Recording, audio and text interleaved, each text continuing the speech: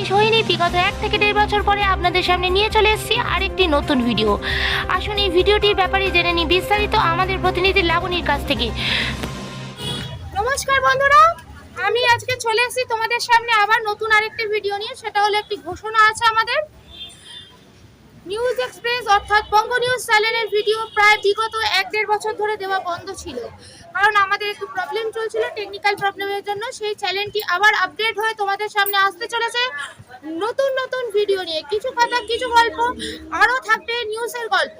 তো বন্ধুরা, সাথে থাকো, পাশে থাকো, দেখতে থাকো নিউজ এক্সপ্রেস অর্থাৎ আপডেট বঙ্গ নিউজ চ্যানেলের ভিডিও এবং ফলো করো আমাদেরকে, ক্যামেরার পর্দায় চোখ রাখো।